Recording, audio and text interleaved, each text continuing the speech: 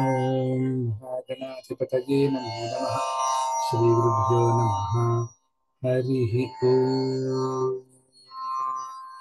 గణానాం త్వా గణపతిం హవామహే కవిం కవీనాముపమశ్రవస్తమం జ్యేష్ఠరాజం బ్రహ్మణాం బ్రహ్మణస్పత ఆనశృణ్వన్నోతిభిः सीदसादनं प्रणो देवी सरस्वती वाजेभिर्वाजिनीवती धीनामवित्रियवतु आनो दिवो बृहतः पर्वतादा सरस्वती यजतागन्तु यज्ञं हवन् देवी जुदुषाणा घृताचीषग्मान्नो वाचमुषति शृणोतु. श्रीगुरुभ्यो नमः. हरिः ओम्. वागीशाद्याः सुमनसः सर्वार्थानामुपक्रमे यन्नत्वा कृतकृत्या स्युस्तन्नमामि गजाननम्. व्यासं वसिष्ठनप्तारं शक्तेः पौत्रमकल्मषं पराशरात्मजं वन्दे शुकतातन्तपोनिधिं. व्यासाय विष्णुरूपाय व्यासरूपाय विष्णवे नमो वै ब्रह्मनिधये वासिष्ठाय नमो नमः. चतुर्वदनो ब्रह्मा द्विबाहुरपरो हरिः अफाललोचनः शम्भुर्भगवान् बादरायणः.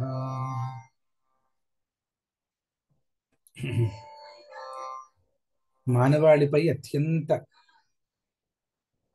దయతో పురాణ సంపదను అనుగ్రహించినటువంటి శ్రీమద్ వ్యాసమునీంద్ర పాదపద్మములకు నమస్కరిస్తూ, శ్రీమద్ బాదరాయణి పాదపద్మములకు నమస్కరిస్తూ, వ్యాసమునీంద్రావతారమా అన్నట్లు కేరళ ప్రదేశమునందు జరించి ఉద్గ్రంథమైనటువంటి మహాభాగవతం యొక్క సారాన్ని మరల సంస్కృతమునందే తనదైన శైలిలో రచించి భక్తి రసాయనామృతంగా మనకందరకు పంచి ఇచ్చినటువంటి నారాయణీయ గ్రంథ నిర్మాత శ్రీమన్నారాయణ భట్ట త్రివర్య పాదపద్మములకు నమస్కరిస్తూ, నా అధ్యయన సత్రమునందు నేడు నారాయణీయమునందున్నటువంటి చతుర్థ దశకమునందున్న 7వ శ్లోకము నుండి చదువుకోవాలి అనుకుంటున్నాను. అంతే అన్నయ్య? 4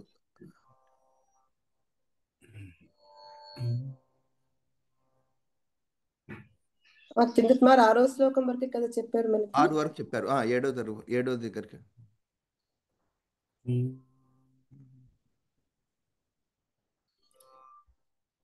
వారు ఎంత ఆరోగ్యమైతే నీ పాదసేవయందు ఉంటూ నీ గుడికి వచ్చి అష్టవిధ యోగాంగాభ్యాసము చేయడానికి సరిపోతుందో అంత ఆరోగ్యాన్ని నాకు ప్రసాదించు అని మొదటే ప్రతిజ్ఞ చేసి, తర్వాత శ్లోకములలో వారు అష్టాంగ యోగమైనటువంటి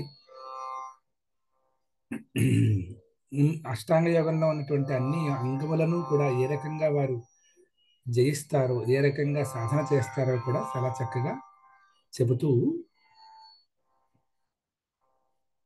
యమ నియమ ఆసన ప్రాణాయామ ప్రత్యాహారం వరకు కూడా చాలా చక్కగా చెప్పిన తర్వాత ధారణ ధ్యానములను కూడా అని ఉన్నారు 5-6 శ్లోకములలో. వారు ఏమన్నారు?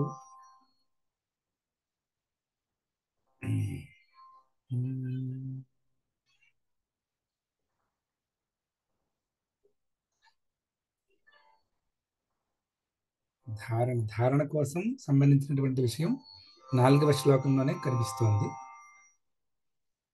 5వ శ్లోకంలో ధ్యానం గురించి చెప్పి ఉన్నారు. విస్ఫుటావయవ భేద సుందరం త్వద్వపుస్సు చిరశీలనావశాత్ అశ్రమం మనసి చింతయామహే ధ్యానయోగ నిరతాస్త్వదాశ్రయా అని చెప్పి చక్కటి అంగ ప్రత్యంగ సౌష్ఠవము కలిగినటువంటి అవయవ భేద సుందర స్వరూపాన్ని నారాయణుణ్ణి మరల మరల ధారణతో అభ్యాసం చేసి అవిచ్ఛిన్నమైనటువంటి ధారణ సిద్ధించిన తరువాత శ్రమ లేకుండా చక్కగా ఆ మూర్తిని ధ్యానిస్తూ ఉండేదముగాక అని చెప్తూ ఉన్నారన్నమాట. తర్వాత ధ్యాయతాం సకలమూర్తిమీదృశీం ఉన్మిషన్మధురతాహృతాత్మనాం సాంద్రమోదరసరూపమాంతరం బ్రహ్మ రూపమయితేవ భాసతే.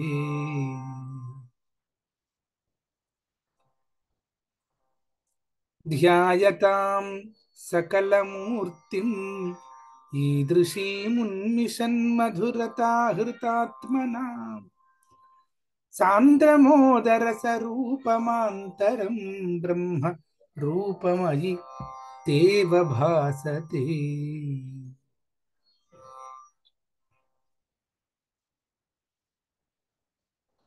చెబుతూ ఉన్నారు, అయి భగవన్ తే ఈదృశీం సకలమూర్తిం ధ్యాయతాం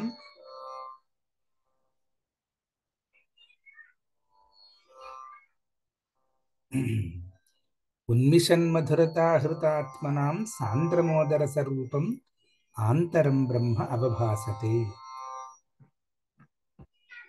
ఇక ఇందులో ఏమిటంటే సమాధి గురించి మాట్లాడుతూ ఉన్నారన్నమాట. అంటే చివరి అంగమైనటువంటిది, అష్టాంగ యోగమునందు చెప్పబడినటువంటి చివరి అంగమైనటువంటిది సమాధి అనే పేరుతో ఉన్నటువంటి అంగము. ఈ సమాధి రెండు రకాలుగా చెప్తారు పెద్దలు.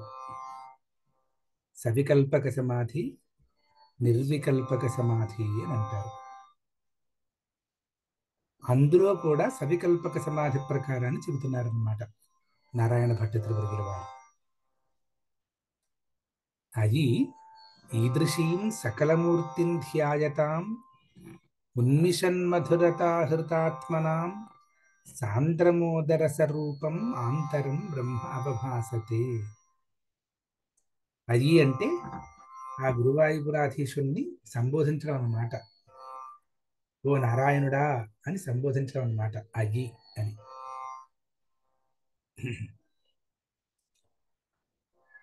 అన్న తర్వాత ఈదృశీం అంటున్నారు. ఈదృశీం అంటే ఇటువంటి దానిని అని అర్థం. ఇటువంటి దాన్ని అంటే అర్థం ఏమిటి? ఎంతో సౌందర్యంతో కూడి ఉన్నటువంటి దానిని, నీ దివ్యమంగళ విగ్రహాన్ని అని అర్థం. దాని గురించి ఇంతకు ముందు శ్లోకంలో చెప్పి ఉన్నారు కాబట్టి ఇక్కడ ఈదృశీం అనేటువంటి సర్వనామంతో చెప్తూ ఉన్నారన్నమాట.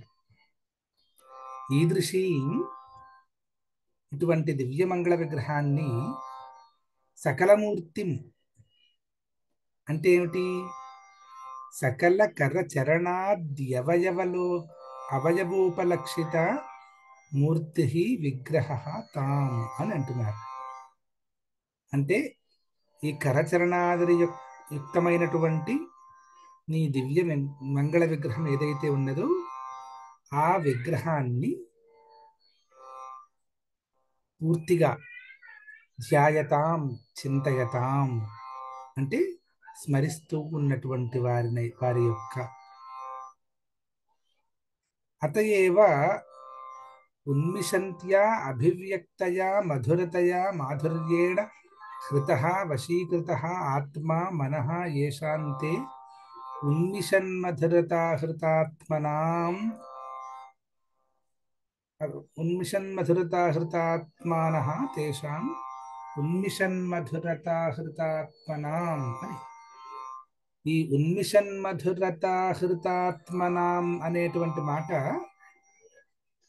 ఇటువంటి ఎంతో సౌందర్యయుక్తమైనటువంటి దివ్యమంగళ విగ్రహాన్ని నిరంతరం ధ్యానం చేస్తూ ఉన్నటువంటి యోగీశ్వరుల యొక్క విశేషణం అన్నమాట. ఉన్మిషన్మధురతాహృతాత్మనాం అని అనగానే చాలా చక్కగా తెలుస్తున్నటువంటి మాధుర్య రసంతో వశీకృతమైనటువంటి ఆత్మలు కలిగినటువంటి వారు ఎవరో వారు అని అర్థం. అంటే వశీకృతాంతరంగులు అని అర్థం. దేనికి వశీకృతాంతరంగులు వాళ్ళు అంటే బాగా చక్కగా తెలుస్తూ ఉన్నటువంటి మాధుర్యము చేత వశీకృతాంతరంగులు అని అర్థం. అంటే ఏంటిది? ఈ ధ్యానం చేస్తూ చేస్తూ ఉండగా అది సమాధిలో పర్యవసానం చెందుతుంది. ఆ సమాధిలో కూడా ఎవరినైనా సమాధి అనుభవిస్తున్న యోగుల్ని గనక మనం ఆశ్రయిస్తే అటువంటి వారు దొరకడమే దుర్లభం. అటువంటి వారిని ఆశ్రయించి అడిగితే గనక ఏముంటుందండి సమాధిలో అంటే ఏమీ ఉండదు, ఆనందం తప్ప. అది ఆనంద స్వరూపుణ్ణి నిరంతరం ఆ ఆనందానుభవంలో ఉంటారు. అది వాళ్ళు ఎటువంటి వారు అంటే ఉన్మిషన్మధురతాహృతాత్మనా, బాగా తెలియబడేటువంటి మాధుర్యం చేత వశీకృతమైనటువంటి మనస్సును కలిగిన వారు అని అర్థం. అంటే అక్కడికి బాగా మనస్సు అన్ని కిల్బిషాలని దూరం చేసుకుని హృదయంతో సమానం అయిపోతుందన్నమాట. అందుకనే యోగీశ్వరులకి సమాధి కూడా చిక్కినటువంటి యోగీశ్వరుడికి మనస్సు వేరేగా ఉంటుందా అంటే వేరేగా మనస్సు సంకల్ప రూపకమైనటువంటి మనస్సు ఉండదు. అది ఏనాడో పోయింది. కేవలం అత్యచ్చమైనటువంటి మనస్సు, స్వచ్ఛమైనటువంటి మనస్సు హృదయంతో కలిసి హృదయంగా భాషిస్తూ ఉంటుంది అన్నమాట. అటువంటి ఉన్మిషన్మధురతాహృతాత్ముల యొక్క ఎవరు వారు అంటే యోగీశ్వరుల యొక్క సాంద్రమోదరస రూపం అని అంటున్నాడు. అంటే సాంద్రమోదరసం అంటే బాగా చిక్కనైనటువంటి సంతోషము యొక్క రసం సంతోష రసం యొక్క రూపము అని అర్థం. సంతోష స్వరూపం అని అర్థం. బాగా దట్టమైనటువంటి చిక్కనైనటువంటి సంతోష రసస్వరూపము అని అర్థం. ఆంతరం, అంతరింద్రియ గ్రాహ్యం అని అంటున్నారు. ఆ లోపల అన్ని కిల్బిషాలను విడనాడుకుని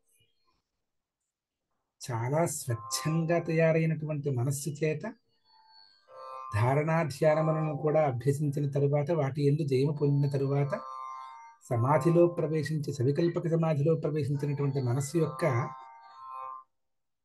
స్థితి, అటువంటి మనస్సు చేతనే ఈ దట్టమైనటువంటి ఆనంద రసం యొక్క స్వరూపం గ్రహించడం సాధ్యం అవుతుంది. మామూలు మనస్సుకి సాధ్యం కాదు అని తెలుస్తోంది అన్నమాట. అటువంటి సాంద్రమోదరస స్వరూపాన్ని అనేన చ సవికల్ప సమాధౌ జ్ఞాతృజ్ఞాన జ్ఞేయ భేదేన అభేదేన చ అవభాసతే ఇది ద్యోచ్యతే అంటున్నారు. అంటే ఇక్కడ త్రిపుటి అనేటువంటి మాట ఒకటి ఉందన్నమాట. అంటే జ్ఞానం ఒకటి, జ్ఞానాన్ని తెలుసుకోవడానికి ఒక జ్ఞాత ఒకడు, ఆ తెలుసుకోవలసినటువంటి పదార్థం జ్ఞేయము. జ్ఞాత, జ్ఞానము, జ్ఞేయము అని మూడు. ఈ మూడు కనిపిస్తూ, మూడు విడివిడిగా కాకుండా ఒక్కటిగా ఉంటూ అటువంటి స్థితిలో ఉంటుందన్నమాట ఈ సవికల్పక సమాధిలో. ఆ రకంగా సవికల్పక సమాధి యొక్క స్వరూపాన్ని వర్ణించారు. అంటే ధ్యాయతాం సకలమూర్తిమీదృశీం ఉన్మిషన్మధురతాహృతాత్మనాం సాంద్రమోదర స్వరూపమాంతరం బ్రహ్మ రూపమయితేవ భాసతే.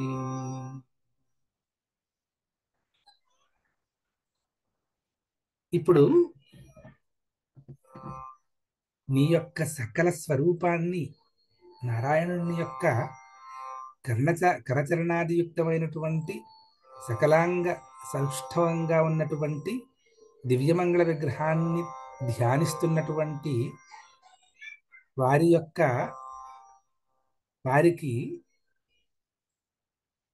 చాలా దట్టమైనటువంటి ఆనందరసస్వరూపంగా ఉన్నటువంటి బ్రహ్మ ఏ రకంగా కనిపిస్తుంది వారికి అని ఒక సంశయం గనక వస్తే అప్పుడు తే రూపం అని అన్నారట. అంటే శుద్ధ సత్వమయ విగ్రహం ఏదైతే ఉందో అది అనుభవంలోకి వస్తుంది. దాని గురించి మొట్టమొదటి దశకాల్లో మనకి సత్వంజత్తత్పరాభ్యామ పరికలనతో అని చెప్పి ఉన్నారు. మనకి కేవల శుద్ధ సత్వస్వరూపం గురించి వర్ణిస్తూ, అటువంటి శుద్ధ సత్వస్వరూపం నీ యొక్క రూపం, అటువంటి శుద్ధ సత్వస్వరూపానికిను నిష్కల బ్రహ్మకి అభేదం. అంటే రెండు ఒకటి. ఏమండి, ఒక చోట మీరు సకలమూర్తి అంటున్నారు, ఇంకొక చోట ఏమో బ్రహ్మ అంటున్నారు కదా. బ్రహ్మ అనగానే అది నిష్కలంగా ఉంటుంది కదా. దీనికి ఎలా పొత్తు కుదురుతుంది అంటే అలా కాదండి. ధ్యానంలో చిక్కుబడి జయం వచ్చిన తర్వాత అది ఎప్పుడైతే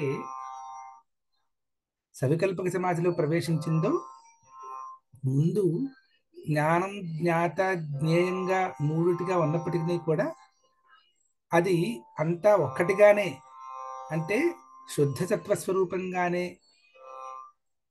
భాషించేటువంటి బ్రహ్మగా దానిని దర్శిస్తారు యోగీశ్వరుడు అని అంటూ ఉన్నారు.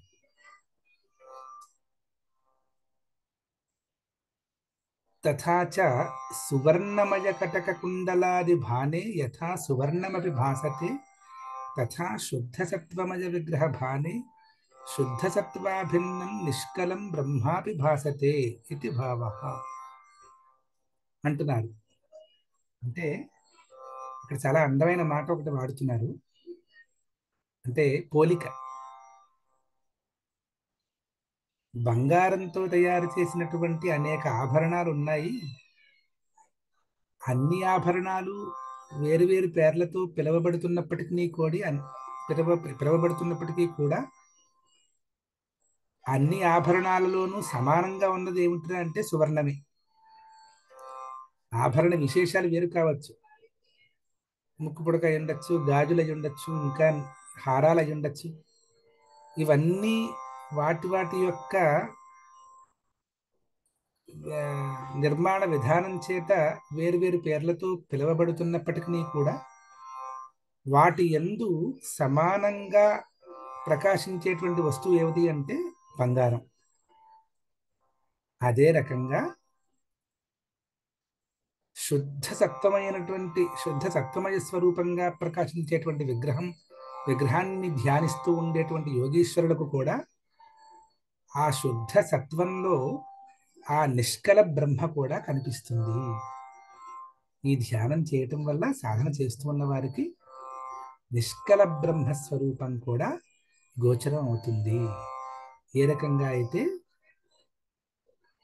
సువర్ణంతో చేసినటువంటి అనేకమైనటువంటి వస్తువుల యందు, అన్నింటి యందు కూడా సువర్ణం ఏ రకంగా భాషిస్తూ ఉందో, శుద్ధ సత్వస్వరూపమైనటువంటి విగ్రహమునందు కరచరణాది అంగ ప్రత్యంగ సౌష్ఠవంతో ప్రకాశించేటువంటి విగ్రహమందు కూడా ఆ నిష్కల బ్రహ్మ స్ఫుటంగా భాషిస్తూ ఉంటుంది అని చెప్పి, ఇది ఈ రకంగా సవికల్పక సమాధి గురించి చెప్పి ఉన్నారు.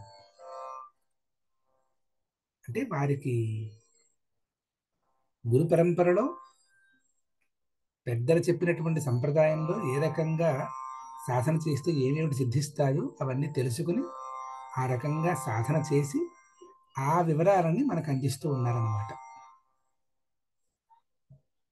ఇది చెప్పిన తర్వాత ఇంకా సవికల్పక సమాధి అయిన తర్వాత మిగిలింది ఏమిటి అంటే నిర్వికల్పక సమాధి.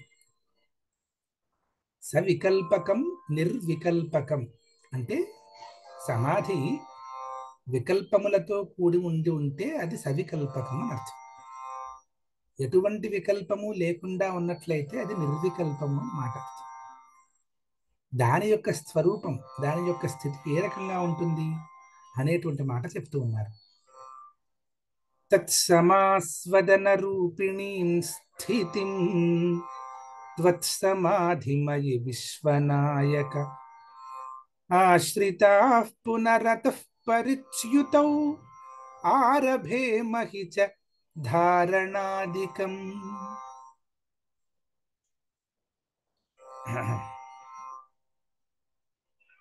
అయిపోయింది, చివరికి వచ్చేసింది కదా అనుకుంటే సరిపోదు. అటువంటి సవికల్పక సమాధి సిద్ధించినటువంటి యోగీశ్వరులకు కూడా పరిచ్యుతి జరిగేటువంటి అవకాశం ఉన్నదట. అంటే భంగం అన్నమాట. అటువంటి యోగ స్థితిలో భంగం జరిగేటువంటి అవకాశం ఉన్నది అనేటువంటి మాట చెప్తూ ఉన్నారు. అది విశ్వనాయక తత్సమాస్వదన రూపిణీం స్థితిం తత్సమాధిమాశ్రితాః వయం అతః పరిచ్యుతౌ పునశ్చ ధారణాదికం ఆరభేమహి అని అంటున్నారు.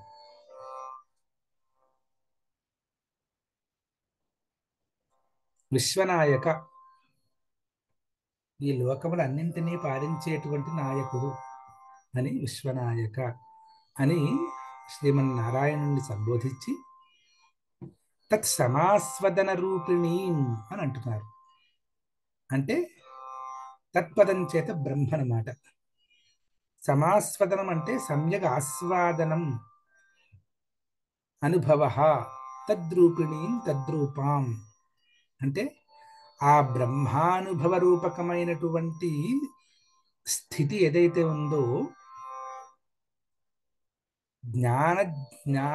జ్ఞాతృజ్ఞేయోరపి జ్ఞానరూపేణ అవస్థానమిత్యర్థ అని అంటున్నారు. చూసారా, ఈ నిర్వికల్పక సమాధి అనే స్థితి వచ్చేసరికి ఇక జ్ఞానము వేరుగాను, జ్ఞాత వేరుగాను, జ్ఞేయ వస్తువు వేరుగాను ఉండదు. మూడు ఒకటే, జ్ఞానం ఒక్కటే ఉంటుంది అంతే. అక్కడ తెలుసుకునేవాడు ఎవడు? తెలుసుకోవడానికి తెలుసుకునేవాడే లేడాయే. తెలియబడే వస్తువు అంటూ ఏమింది? ఉన్నది ఒక్కటే, జ్ఞానం ఒక్కటే. తెలియబడేది అంటే వెంటనే తెలుసుకునేవాడు ఒకటి ఉండాలని అర్థం. తెలుసుకునేవాడు ఉంటే కదా తెలియబడేది అనేది ఒకటి ఉండాలి. ఆ రెండు కూడా జ్ఞానంలోనే కలిసిపోయి అంతర్భావంగా చెందుతాయి. అప్పుడు అంటే ఏమిటి? ఆ బ్రహ్మానుభవ రూపకమైనటువంటి స్థితిని, అది ఏమిటంటే నీ యొక్క సమాధి అని అంటున్నారు ఆయన. నీ యొక్క సమాధిని, నిర్వికల్పక సమాధిని అనుభవిస్తూ ఉంటారు. బ్రహ్మానుభవ స్థితిలో ఉన్నటువంటి నీ యొక్క నిర్వికల్పక సమాధిని అనుభవిస్తూ ఉంటారు.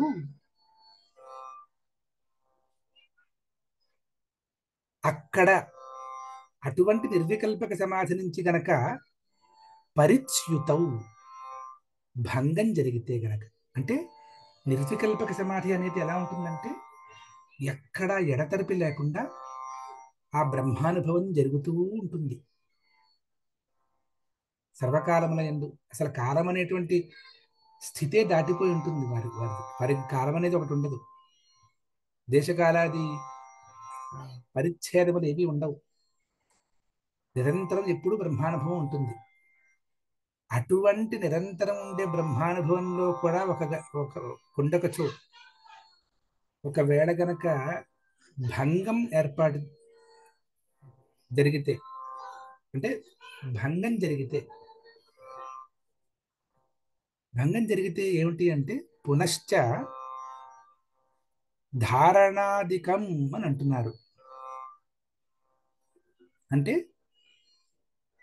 ధారణాదికం అంటే ధారణ, ధ్యాన, సమాధి అని అర్థం అన్నమాట. ఆది అంటే ఇత్యాదులు అని కదా.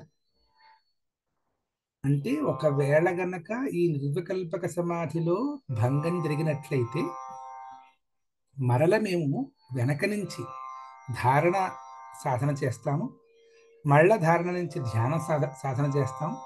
ధ్యాన సాధన చేసిన తర్వాత మళ్ళీ అప్పుడు సమాధిలో సవికల్పక సమాధి సాధన చేసిన తర్వాత అప్పుడు మరల నిర్వికల్పక సమాధిలో స్థిరం అవుతాము అని చెప్తున్నారు. అంటే అంతటి స్థాయికి వచ్చిన వారు కూడా, అటువంటి వారికి కూడా భంగం అని జరిగేటువంటి అవకాశాలు ఉన్నాయన్నమాట.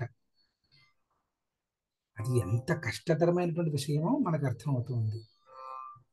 అంటే వారు అంటున్నారు, నిర్వికల్పక సమాధేహే లయ విక్షేప కషాయ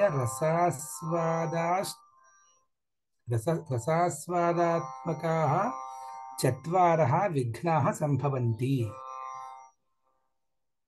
అంటేట నిర్వికల్పక సమాధి సాధనలోట యోగీశ్వరులకు 4 విఘ్నాలు ఏర్పడతాయట. 4 రకాలైనటువంటి విఘ్నాలు. అందులో మొదటి విఘ్నమునకు పేరేమిటంటే లయము అని అర్థం. ఆ లయ ఏమిటంటే నిద్ర. నిద్రాదోషం చేత భంగం జరిగే అవకాశం ఉన్నదట. విక్షేపం అంటే అన్యావలంబనం, దేన్నో ఒక విషయాన్ని పట్టుకొని ఉండడం. అప్పటికే అన్నీ అయిపోయినప్పటికీ ఎక్కడో ఏదో ఒకటి మిగిలిపోయి ఉంటే కనుక అటువంటి విషయాన్ని, ఏదో ఒక సంస్కారాన్ని ఆధారంగా చేసుకుని ముందుకు పోవడం అన్నమాట. అది ఒక దోషం. తర్వాత కషాయం అంటే విషయ వాసన వలన ఒక రకమైనటువంటి స్తబ్ధీభావం వస్తుందట, అలా ఉండిపోయే స్థితి. దానిని కషాయము అనేటువంటి పేరుతో ఒక విఘ్నంగా చెప్తున్నారు. తర్వాత రసాస్వాద, సవికల్పకానందాస్వాదనం అని అంటున్నారు. సవికల్పకంలో నేను జ్ఞాతను, నాకంటే విడిగా జ్ఞేయ వస్తువు ఉంది, దాన్ని అనుభవిస్తూ ఉన్నాను అనేటువంటి సంస్కారం ఒకటి ఉంటుంది. అది ఇంకా నేను అనుభవిస్తూ ఉన్నాను కాబట్టి నాకు అదే కావాలి అనేటువంటిది, దాన్ని రసాస్వాదము అనే పేరుతో ఒక విఘ్నంగా చెప్తున్నారు. చూడండి, రసాస్వాదము అనగానే మనకి ఏదో మంచిగానే కనిపిస్తోంది, రసాస్వాదంలో తప్పే ఉందని. కానీ అది కూడా ఒక విఘ్నమే. ఎందుకు? నిర్వికల్పక సమాధిని సిద్ధించాలి అంటే గనక ఈ రసాస్వాదము అనేటువంటి విఘ్నాన్ని కూడా తొలగించుకుని దాన్ని దాటితే అప్పుడు నిర్వికల్పక సమాధి సిద్ధిస్తుంది. అంటే ఇప్పుడు ఏం తెలిసింది? నిర్వికల్పక సమాధిలో ప్రవేశించిన తర్వాత ఎదురయ్యేటువంటి విఘ్నములు 4. అవి లయము, విక్షేపము, కషాయము, రసాస్వాదము అనేటువంటి పేరుతో 4 రకాలైనటువంటి విఘ్నములు. ఈ 4 విఘ్నముల యొక్క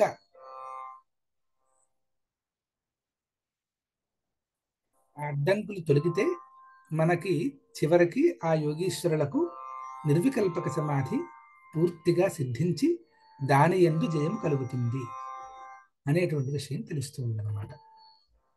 ఒకవేళ ఇటువంటి 4 చేత గాని, లేదైనా ఏదేని ఒక విఘ్నము చేత గాని బాధింపబడితే, భంగపడితే మరల మేము ఏం చేస్తాము అంటే ధారణ నుంచి ప్రారంభిస్తాము, సాధన చేస్తాము.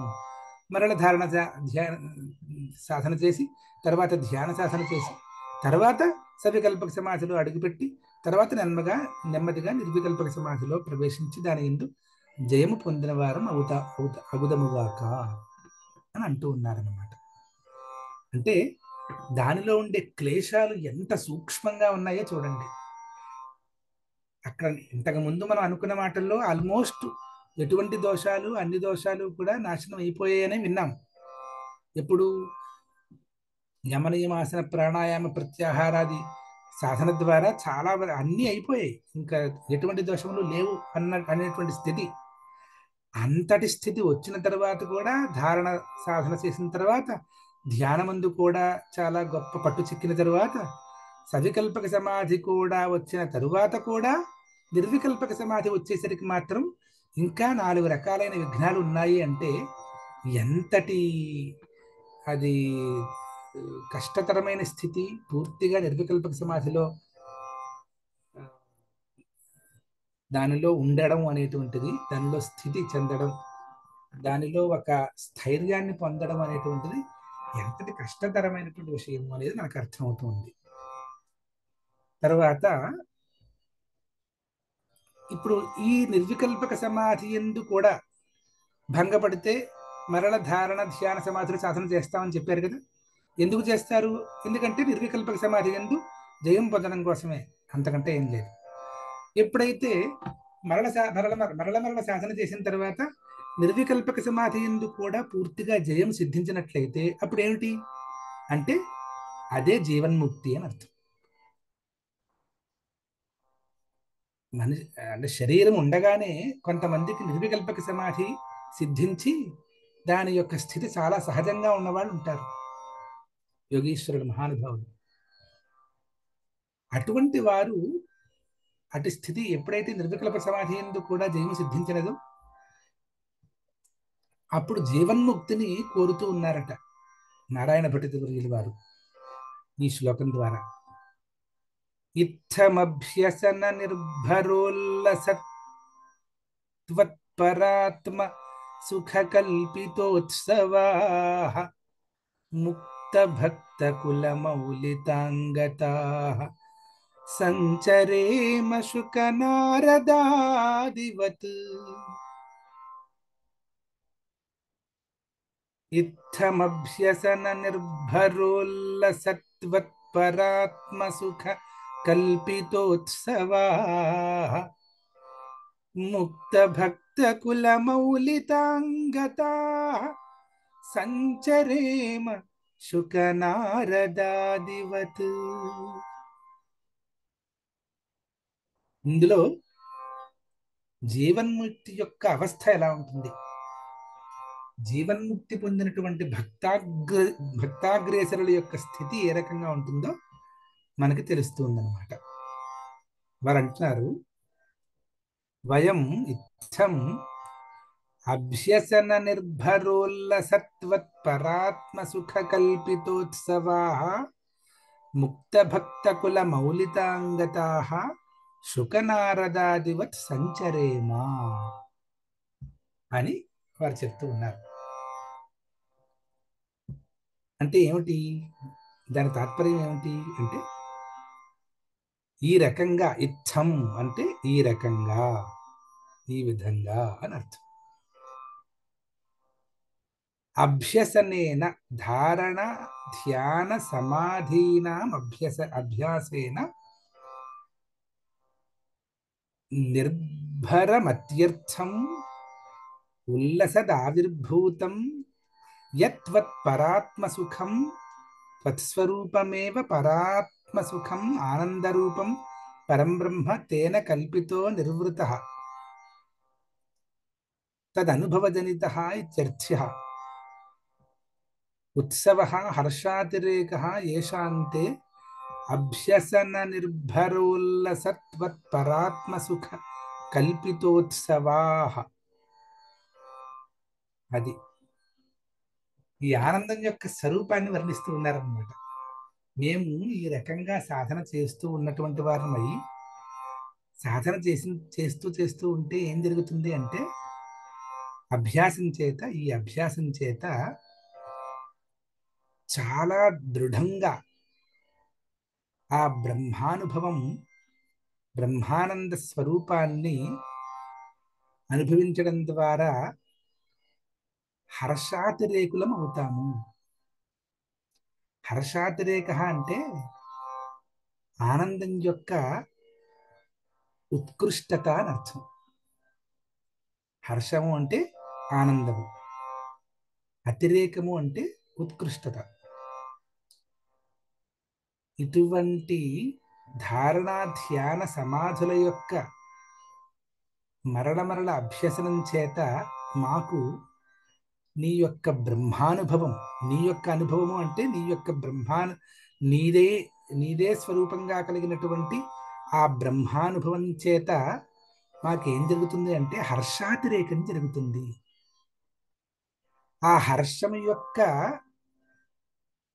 ఉత్కృష్టత చేత పెంపొందిక చేత మాకు ఒక రకమైనటువంటి ఆనందాతిశయం జరిగింది కదా. అటువంటి ఆనందాతిశయం కలిగినటువంటి వారమైన మేము ఏం చేస్తాము అంటే ముక్త భక్త కుల మౌలితాం అని అర్థం. ముక్త భక్త కుల మౌలితాం, ముక్తులు అంటే జీవన్ముక్తులు అని అర్థం. ఇక ఆ ముక్తులు ఎవరు అంటే భక్తులు, నీ భక్తులు. ముక్త భక్తులు అంటే జీవన్ముక్తులైనటువంటి భక్తుల యొక్క కుల అంటే సమూహము. అటువంటి సమూహముల యొక్క మౌలితాం శ్రేష్టతాం అని అంటున్నారు. నీ యొక్క జీవన్ముక్తులైనటువంటి భక్తుల యొక్క సమూహమునందు శ్రేష్టముగా ఉన్నటువంటి వారం మేము అగుదముగాక అని వారు అంటున్నారు అన్నమాట. అంటే ఇంతటి సాధన వలన అటువంటి సిద్ధి సిద్ధిస్తుంది అని చెప్పడం అన్నమాట. ఇందులో చాలా అందమైన విషయం ఏంటంటే ధారణ చేత, ధ్యానము చేత, సమాధి చేత,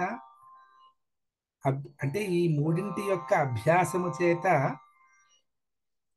చాలా ఎక్కువైనటువంటి ఆనంద స్వరూపంగా కలిగినటువంటి నీ యొక్క బ్రహ్మానందానుభవాన్ని జరగడం చేత మాకు హర్షానందాతిశయం జరిగి మేము కూడా నీ యొక్క జీవన్ముక్తుల యొక్క భక్త సమూహంలో ఉత్తమములుగా ఉండదముగాక అని చెప్తూ ఉన్నారు.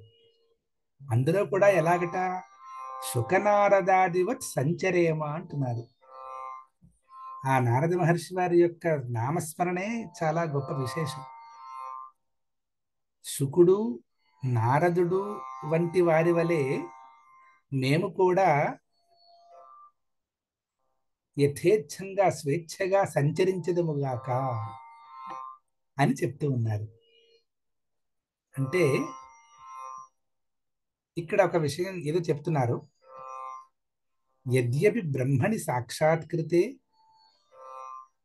త్వజ్ఞాన తత్కార్య పూర్వ సంచిత కర్మ సంచయాదీనాం బాధితతయా ముక్తబంధనాః బ్రహ్మనిష్ఠాః భవంతి తథాపి ప్రారబ్ధ కర్మ పరిసమాప్తి పర్యంతం తత్ఫలాని భుంజానాః యథేంద్రజాలమిదమితి జ్ఞానవంతః ఇంద్రజాలం పశ్యంతోపి న పరమార్థతయా పశ్యంతి తద్వదేతాంశ్చ లోక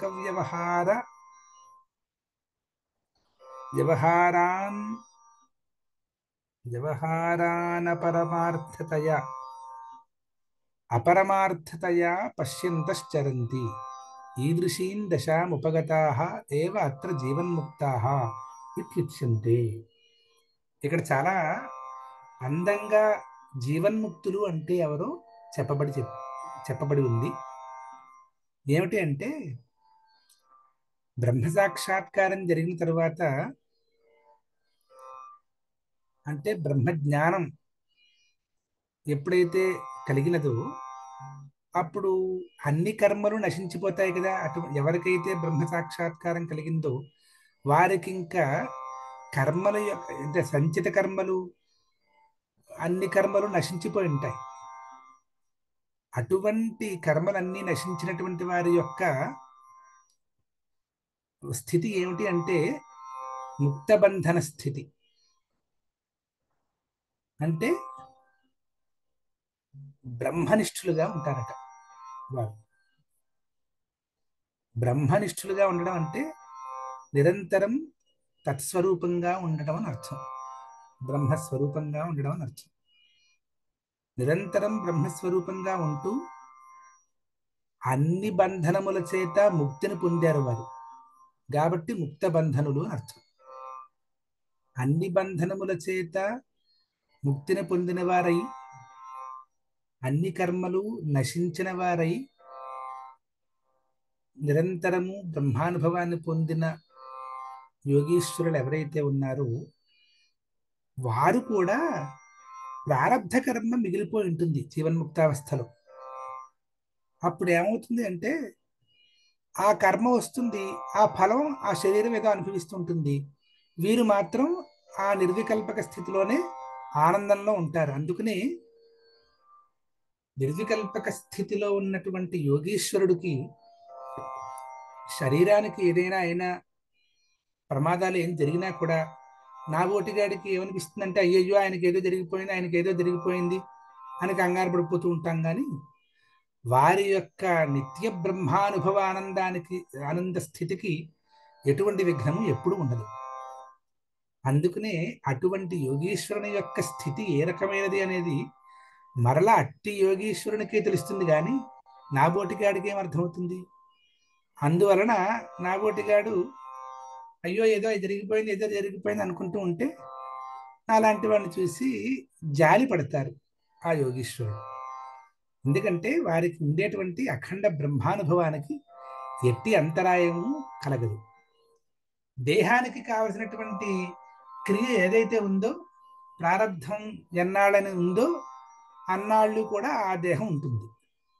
ఎప్పుడైతే ప్రారంధం కర్మ పూర్తిగా నశించిపోయిందో ఇంకా అంతటితో ఆ దేహం కూడా పోయి వారికి ఉన్నటువంటి స్థితి ఎప్పుడు అలాగే ఉంటుంది. ఆ ఆ యోగీశ్వరుడు మాత్రం నిరంతర బ్రహ్మస్థితిలో బ్రహ్మానుభవంలో ఉంటాడనమాట. ప్రారంధాన్ని బట్టి దేహానికి ఏం జరగాలో అవన్నీ జరుగుతూ ఉంటాయి. అది అటువంటి స్థితి. అటువంటి స్థితిని పొందిన వాళ్ళని జీవన్ముక్తులు. అందుకనే రామకృష్ణ పరమహంస వారు, రమణ మహర్షి వారు ఇత్యాదులు ఎందరో మహానుభావులు ఈ నేల మీద సంచరించినటువంటి పవిత్రమైన భూమి ఇది. వారు ఎప్పుడూ జీవన్ముక్తులుగా సంచరించారు ఇక్కడ.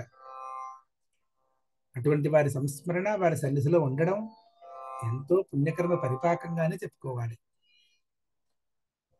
అటువంటి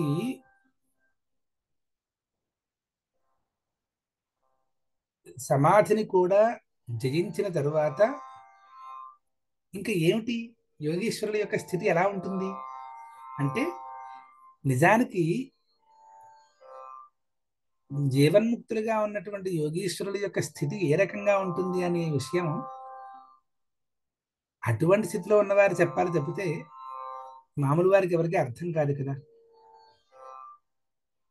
మహానుభావులు నారాయణ భట్టి తిరుపతిల వారు వివరిస్తూ ఉన్నారు. వారికట యథేష్టమైన గతి ఉంటుందట. ఆ జీవన్ముక్త స్థితిలో ఉన్నటువంటి వారి యొక్క స్థితి యథేష్టమైనటువంటి గతి. ఇప్పుడు ఇటుపైన 7 శ్లోకాలలో అలా జీవన్ముక్త స్థితిలో ఉన్నటువంటి యోగీశ్వరుల యొక్క యథేష్ట సంచారము, యథేష్ట స్థితి, వారి యొక్క గమనాలు, తదూర్ధ్వలోకముల యందు వారి యొక్క గమనాలు, ఇవన్నిటినీ కూడా ఇటు నుంచి 7 శ్లోకములలో చక్కగా వివరిస్తూ ఉన్నారు అని చెప్తున్నారు. త్వత్సమాధి విజయేతు యః పునర్మంక్షు మోక్షరసికః క్రమేణ వా యోగవశ్యమనిలం షడాశ్రయైరున్నయత్యజ సుషుమ్నయా శనైః. త్వత్సమాధి విజయేతు యః పునర్మంక్షు మోక్షరసికః క్రమేణ వా యోగవశ్యమనిలం షడాశ్రయైరున్నయత్యజ సుషుమ్నయా శనైః. ఇప్పుడు చెప్తున్నారు, హే అజ, ఓ పుట్టుకలేనటువంటి నారాయణుడా, యస్తు త్వత్ సమాధి విజయే మంక్షు క్రమేణ వా మోక్షరసికః యోగవశ్యం అనిలం షడాశ్రయైః సుషుమ్నయా శనైః ఉన్నయతి అని.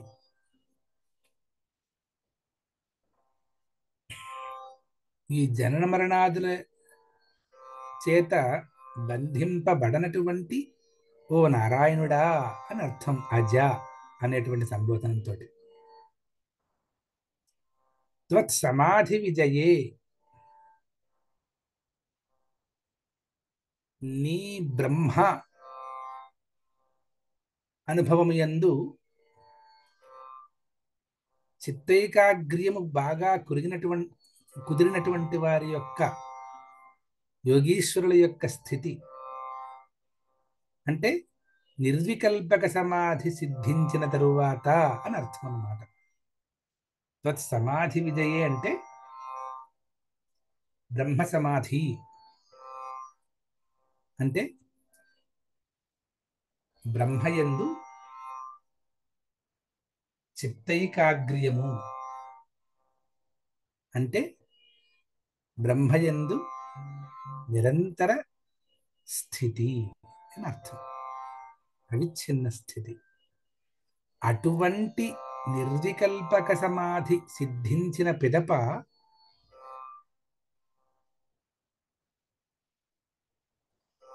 తస్య విజయ అంటే నివాతస్థ దీపవత్ దీర్ఘకాలం అవస్థానం తస్మిన్ సతి అని అంటున్నారు. నిర్వికల్పక సమాధి అని అంటే అర్థం ఏంటంటే మామూలుగా బ్రహ్మానుభవం పొంది కొంతసేపు ఉండి తర్వాత వెళ్ళిపోతే అది కేవలం బ్రహ్మానుభవం పొందడం అవుతుంది. కానీ అటువంటి అనుభవం దీర్ఘకాలం ఉండడమే నిర్వికల్పక సమాధి స్థితి.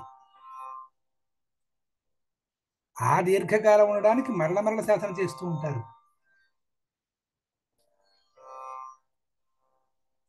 బ్రహ్మ అనుభవం ఒక్కసారి కలిగినప్పటికీ కూడా వాడిని బ్రహ్మవిత్ అనే అంటారు. బ్రహ్మవిత్ బ్రహ్మైవ భవతి అని. కానీ అక్కడ కూడా సాధన ఇంకా కొనసాగిస్తూ ఉంటారు. దేనికని? దాని యొక్క స్థైర్యం కోసం, అది నిలబడడం కోసం అన్నమాట, నిలకడగా ఉండడం కోసం. అది విజయం అనే మాట చేత అర్థం. సమాధి విజయము అంటే నిర్వికల్పక సమాధి యందు విజయం సిద్ధించినట్లయితే అంటే అర్థం ఏమిటి? దీర్ఘకాల పర్యంతము ఆ బ్రహ్మానుభవంలో ఉండేటువంటి స్థితి అని అర్థం. అటువంటి దీర్ఘకాలము వరకు కూడా బ్రహ్మానుభవం యందు ఉన్నటువంటి స్థితి కలిగినటువంటి వారి యొక్క స్థితి ఏ రకంగా ఉంటుంది అంటే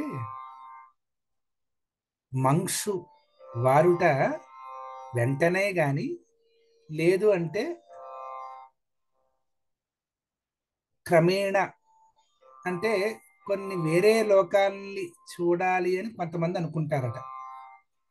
కొంతమంది మాత్రం వెంటనే ఆ వేరే లోకాలకు వెళ్ళాలి అని కూడా అనుకోకుండానే సాక్షాత్తుగా ఈ అవిచ్ఛిన్న ఆకాశం యందు బ్రహ్మయందు లీనమైపోతారన్నమాట.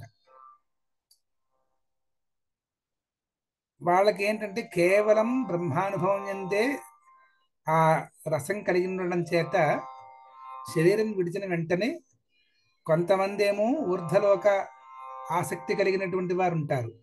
వారు ఊర్ధ్వలోకాలను అన్నింటినీ చూసుకుంటూ అప్పుడు పరబ్రహ్మలో పూర్తిగా కలిసిపోతారు. కొంతమంది మాత్రం అటువంటి ఊర్ధ్వలోక గమనం యందు కూడా ఆసక్తి ఉండదు, సాక్షాత్తుగానే పరబ్రహ్మం యందు లీనమైపోతారు. ఈ రకంగా వారి యొక్క అక్కడ ఇచ్ఛను బట్టి, అంటే ఇంకా ఇచ్ఛ మిగిలిందా అంటే అన్ని ఇచ్ఛలు పోయినప్పటికీ కూడా ఎప్పుడైతే ఈ పరబ్రహ్మానుభవాన్ని అనుభవిస్తూ ఉన్నారో ఆ చివరి స్థితి వచ్చిన తర్వాత అక్కడ మళ్ళీ ఒక ఛాయిస్ అన్నమాట, ఒక ఎంపిక. ఊర్ధ్వలోక గమనము ఉండాలి అని ఎవరైతే అనుకుంటారో అటువంటి యోగీశ్వరుడు ఊర్ధ్వలోకాలను అన్నింటినీ చూసుకుని తర్వాత పరంబ్రహ్మలో లీనమైపోతారు. కొంతమంది అటువంటి ఉత్సుకత లేనివారై సాక్షాత్తుగానే బ్రహ్మయందు లీనమైపోతారు. అయితే ఎవరికైతే ఈ ఊర్ధ్వలోకములను అనుభవించాలని లేదో అటువంటి వారు ఏం చేస్తున్నారు అంటే, ఎవరైనా ఊర్ధ్వలోకం అనుభవించారన్నా అనుభవించాలని ఉన్నవారైనా, ఊర్ధ్వలోక గమనం ఉండాలి అనేటువంటి కోరిక లేనటువంటి వారైనా సరే, వారు చేసేది ఏంటి అంటే యోగవశ్యం అని అంటున్నారు. అంటే యోగము చేత స్వాధీనము చేసుకున్నటువంటి అనిలం అంటే ప్రాణవాయువు అని అర్థం. అటువంటి యోగం చేత స్వాధీనం చేసుకున్నటువంటి ప్రాణవాయువుని కలిగిన వారై షడాశ్రయై, ఈ 6 స్థానాలు ఉన్నాయి శరీరంలో. ఆ 6 స్థానాలు ఏమిటి అంటే మూలాధార, నాభి, హృత్, ఉరహ, తాలుమూల, భ్రూమధ్య రూపై అని అంటున్నారన్నమాట. అంటే మూలాధార స్థానము, నాభిస్థానము, హృదయము, వక్షస్థానము, తాలు స్థానము, తాలుమూల స్థానము, భ్రూమధ్యము. ఈ 6 స్థానముల యందు కూడా స్థానముల చేత సుషుమ్నా నాడి చేత నెమ్మదిగా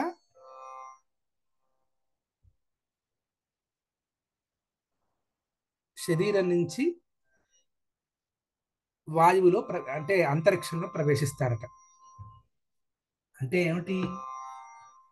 జీవన్ముక్తులుగా ఉన్న తరువాత ఎప్పుడైతే ప్రారబ్ధ కర్మ వశం చేత ఆ శరీరం ఇంకా పడిపోవాలని నిర్ణయం అవుతుందో, వారు మన ఒంటి మీద ఉన్న వస్త్రాన్ని ఏ రకంగా అయితే మనం అవసరం లేనప్పుడు పక్కన పెట్టేస్తామో, అదే రకంగా ఆ శరీరాన్ని వదిలేస్తారు.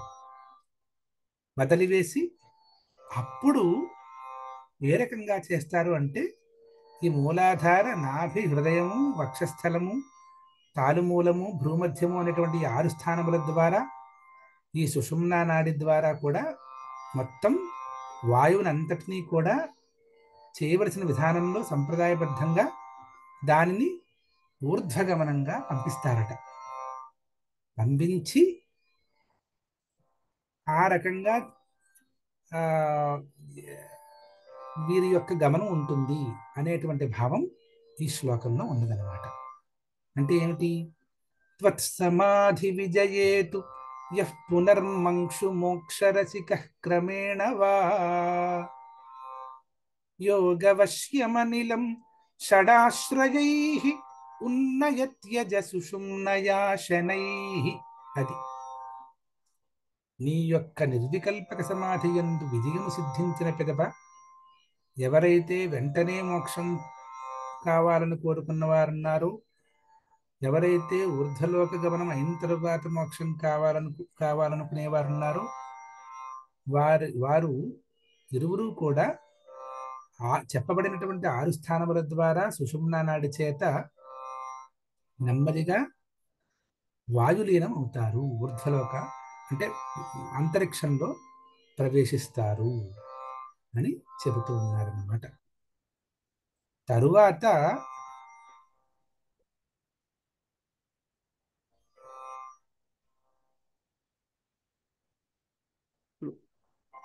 ఇప్పటిదాకాట యోగీశ్వరులు 2 రకాలుగా ఉన్నారని అర్థం చేసుకోవాలి. అంటే నిర్వికల్పక సమాధి యందు కూడా జయం సిద్ధించిన తరువాత యోగీశ్వరులు 2 రకాలుగా ఉంటారు.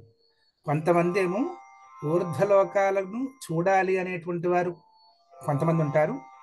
ఊర్ధ్వలోకాలను చూడవలసిన అవసరం లేదు, సాక్షాత్తుగా బ్రహ్మయందు లీనం అవ్వాలి అని అనుకునేవారు. ఈ రకంగా 2 రకాలు ఉంటారన్నమాట.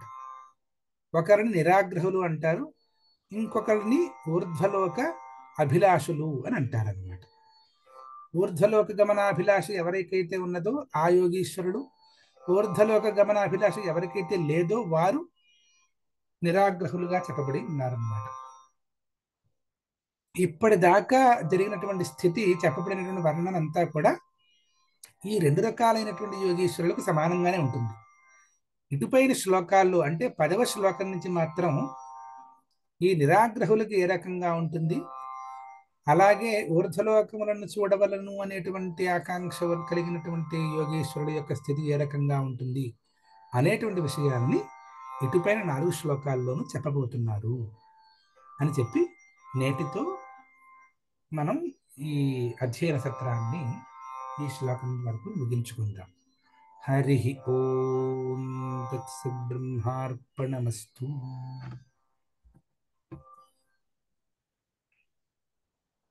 గురుగారు ఒక ప్రశ్న, ఎక్కడ షడాశ్రయే అనే దగ్గర మనకు షట్చక్రాల గురించి చెప్తున్నారు అంటారా?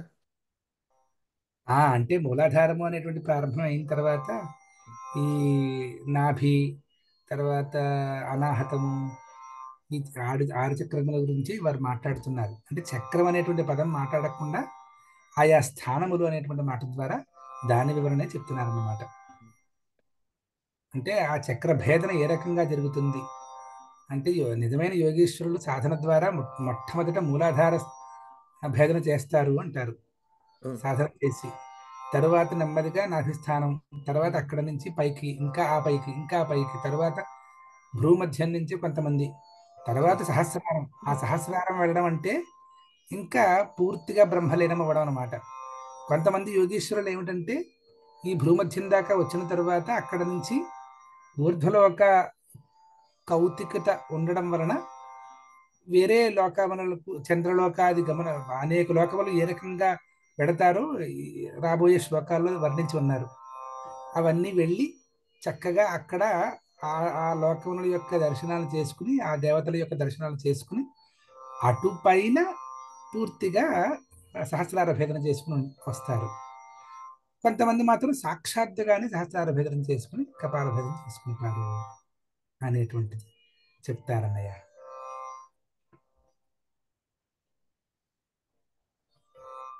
ఇంకా క్రికెట్ మ్యాచ్ లోకి వెళ్ళాలేమో మనం. అది నడుస్తుంది. దేవుడు హెల్ప్ చేస్తే నెక్స్ట్ మూవీ మీరు ఆల్రెడీ పాకిస్తాన్ వైపు వెళ్ళిపోయినట్టున్నారు.